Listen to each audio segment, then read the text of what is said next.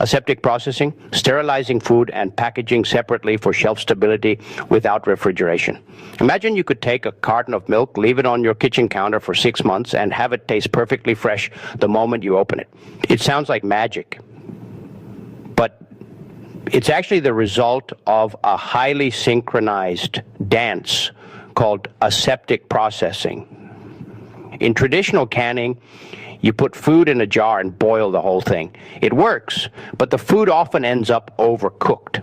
Aseptic processing is different. We treat the food in the container like two people on a blind date who both have to shower and change separately before they finally meet in a perfectly clean room. Here is how that journey happens, phase by phase.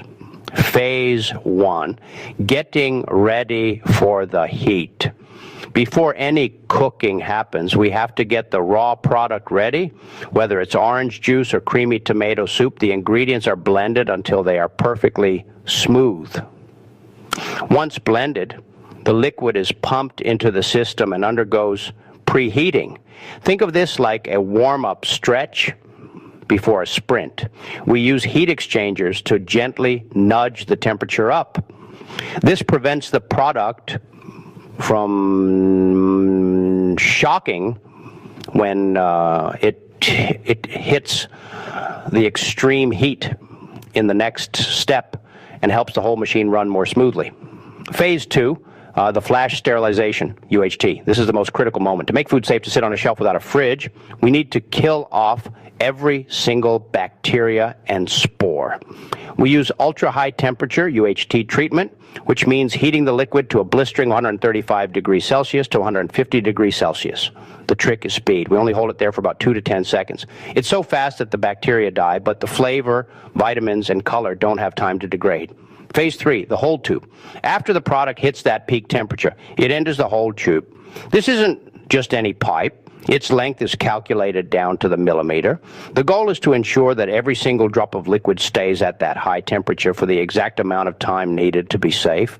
If a sensor at the end of the tube sees the temperature dip even a fraction of a degree, a diversion valve flips instantly. It's like a security guard kicking a suspicious character out of line. The underheated product is sent all the way back to the start to try again. To the start. Phase 4, the big chill and smooth out. Once we're sure the food is sterile, we need to stop the cooking process immediately. We blast it with cold water through a heat exchanger to bring it down to room temperature. For things like milk or creamer, we also do aseptic homogenization here. High heat can make fats get a bit clumpy. By squishing the liquid through a tiny valve at high pressure after it's been sterilized, we make sure it stays silky smooth and won't separate while it's sitting in your pantry. Phase 5, preparing the spacesuit, packaging. While the food is being prepped, the packaging is on its own journey. Most aseptic containers, like those bricks you see in stores, start as a giant roll of paper, plastic, and foil. To sterilize it, the materials run through a bath of hydrogen peroxide, H2O2. Then a blast of sterile hot air dries it off completely. This leaves the packaging totally germ-free and ready to protect the food. Phase 6, the clean room meeting.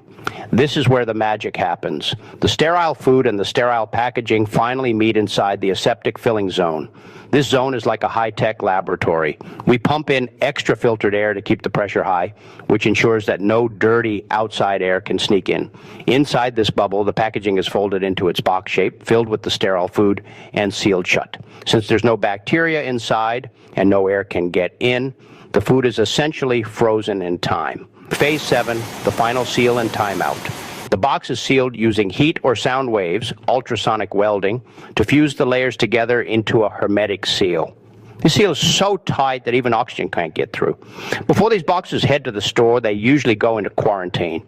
We take a few samples and leave them in a warm room for a few days to see if anything grows. If everything stays perfect, they're cleared to ship. Why it matters? Because the heat treatment lasted seconds rather than the hour-long cooking of a traditional can, the food tastes much closer to fresh. You get a product that is shelf-stable for a year, uses 0 preservatives, and saves a massive amount of energy because it doesn't need a refrigerated truck to move it.